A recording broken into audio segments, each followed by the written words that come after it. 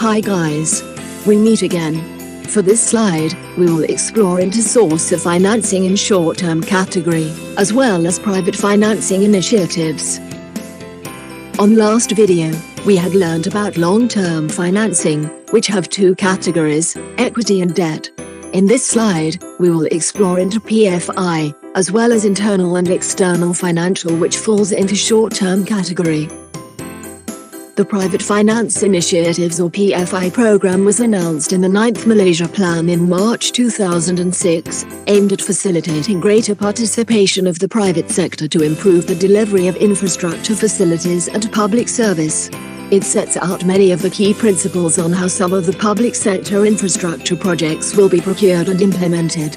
PFI will be undertaken as part of the new modes of procurement under the public-private partnerships to further enhance private sector participation in economic development. PFI involves the transfer to the private sector the responsibility to finance and manage a package of capital investment and services including the construction, management, maintenance, refurbishment and replacement of public sector assets such as buildings, infrastructure, equipment and other facilities, which creates a standalone business. PFI has a set of framework or guidelines. Firstly, there is a contract for the private party to deliver public infrastructure-based services over a long period of time.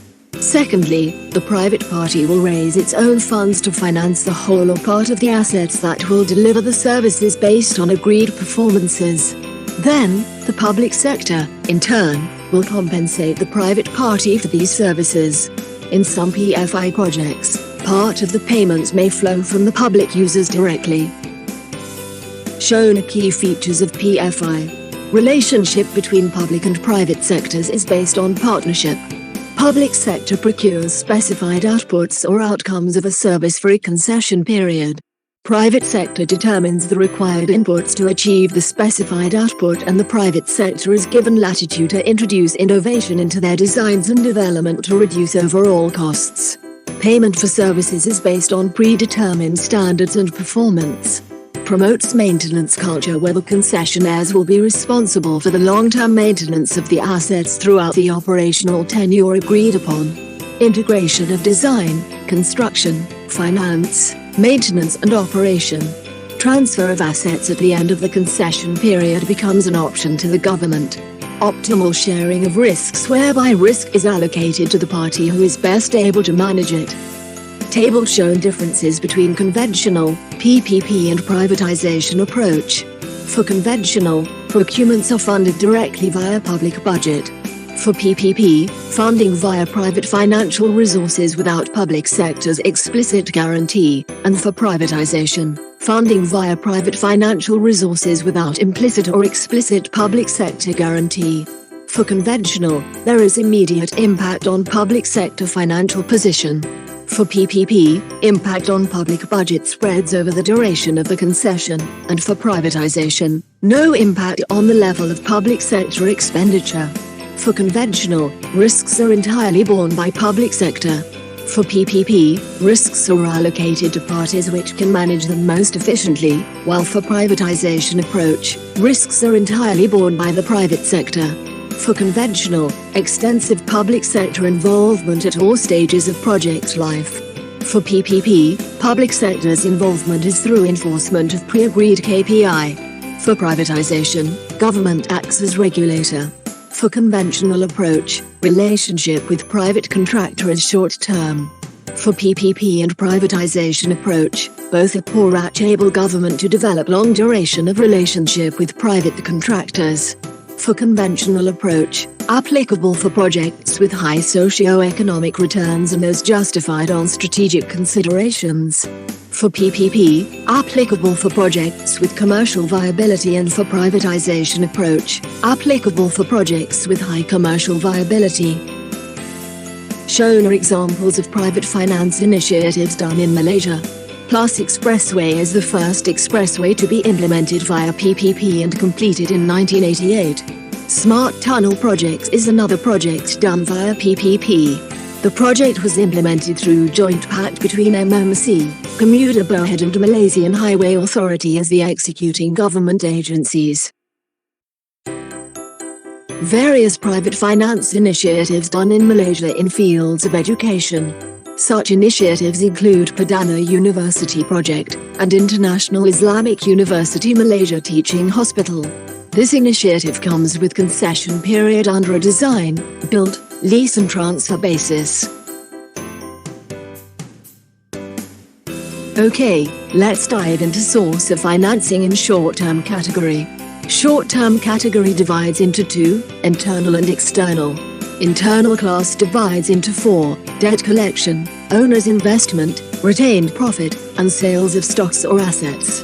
External class divides into three, which is short-term loan, trade credit and bank overdraft. So, why firms opt for short-term financing?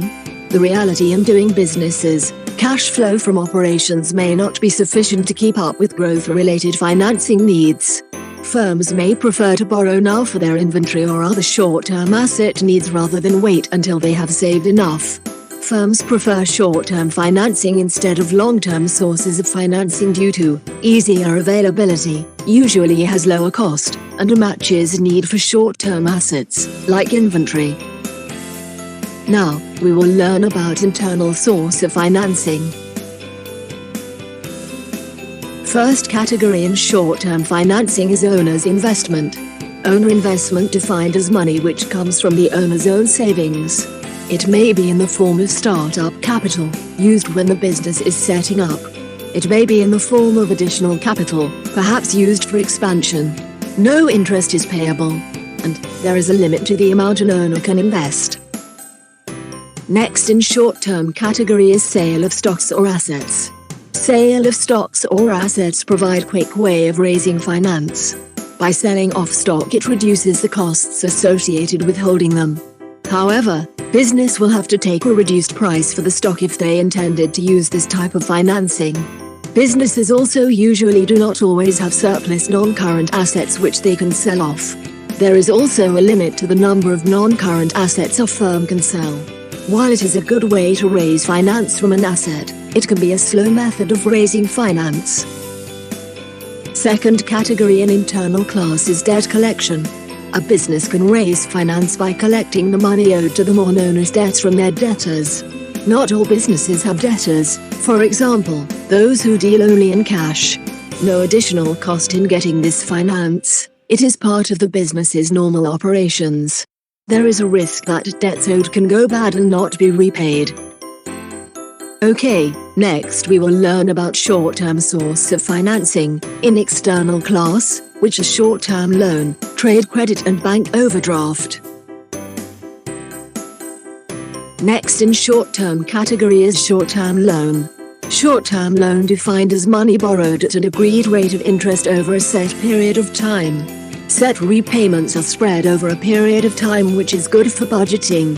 This type of financing can be expensive due to interest payments, and a bank may require security on the loan. Bank overdraft defined as where the business is allowed to be overdrawn on its account. This is a good way to cover the period between money going out of and coming into a business. If used in the short term it is usually cheaper than a bank loan. Interest is repayable on the amount overdrawn. This can be expensive if used over a longer period of time. Trade credit is summed up by the phrase, buy now pay later. Typical trade credit period is 30 days. Business can sell the goods first and pay for them later. This type of financing is good for cash flow, and no interest charged if money is paid within agreed time. However, discount given for cash payment would be lost, and businesses need to carefully manage their cash flow to ensure they will have money available when the debt is due to be paid. Okay, let's recap. In this slide, we had learnt PFI and short-term source of finance, which is class into two, external and internal. Thank you for your time. Next we will learn about capital investment appraisal.